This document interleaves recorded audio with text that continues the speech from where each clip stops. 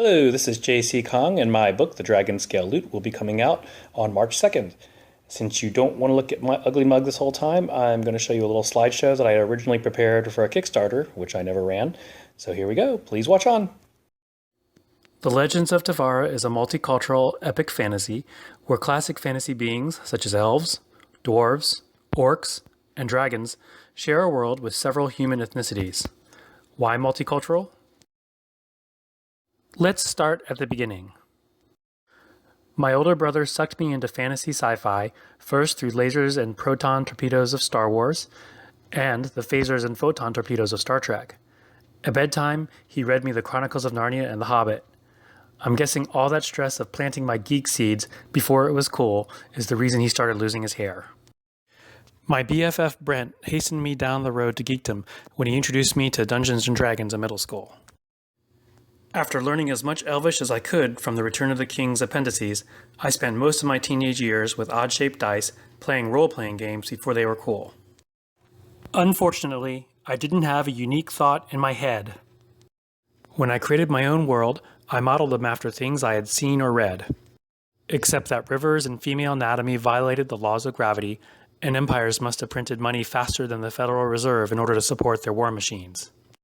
Most importantly, I had been so influenced by Tolkien, Lewis, and D&D that all humans in my world were Caucasian. 20-odd years later, I was sorting through the relics of my teenage years at my mom's house and came across my Dungeons & Dragons world. I laughed at what my younger self had imitated and otherwise dreamed up. However, there was one underlying idea that I liked. With that idea in mind, I spent the next 6 days remaking my world, taking into account trivial matters like gravity, climate, and supply and demand. I bounced ideas off of Brent and others in my old D&D crew, and unlike the first version, I used diverse human ethnicities and gave each their own sphere of magic.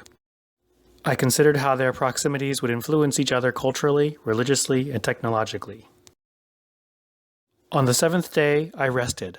I looked at my new creation, awestruck at how decades of life experience could influence a world.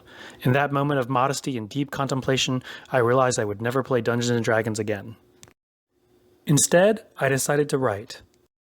Why not? I had worked professionally as a technical writer and an editor. I knew about varying sentence structures and avoiding repetition of the same words. Having minored in Asian studies and watched tons of Chinese and Japanese period dramas, I started with an action-adventure love story set in the Asian part of the world. In a span of 3 weeks, I pumped out a 150,000-word novel. Then I let it sit. For the next 4 years, I made little changes here and there. By chance, I met a local writer who introduced me to an online website. I submitted a chapter from my masterpiece, expecting rave reviews. It got ripped to shreds. It turned out technical and fiction writing were two very different beasts. A lesser man would have given up. Instead, I dove headfirst into learning the craft. Through critiquing and revising, and with the help of awesome critique partners like Jason, Kelly, Henry, Ernie, and Victoria, among others, I discovered my stinking hot mess lacked minor details like effective point of view, narrative distance, pacing, and dramatic tension. I heavily revised my book, then wrote a prequel and a sequel. Not satisfied with the start, I channeled my inner Trekkie and wrote a prequel to the prequel. That is the Dragon Scale Loot. It follows Kaya, a plain-looking, gangly 14-year-old princess who has the potential to evoke magic through music. Unfortunately, her lot in life is a political marriage to quell a rebellion. On her way to greet her betrothed for the first time, she meets Prince Hardeep, a master of martial magic. He feeds her daydreams with fantastical tales of how music once summoned typhoons and routed armies, and suggests that her voice, not her marriage, might better serve the realm.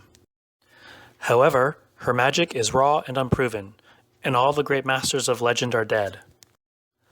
With the guidance of Hardeep, an ancient healer and an elf courtier, Kaya must piece together the secrets of a lost art if she stands a chance of subduing an insurgency whose roots run deeper than the Emperor's spies think. The entire series includes layers of intrigue, with a final twist worthy of M. Night Shyamalan before he sucked.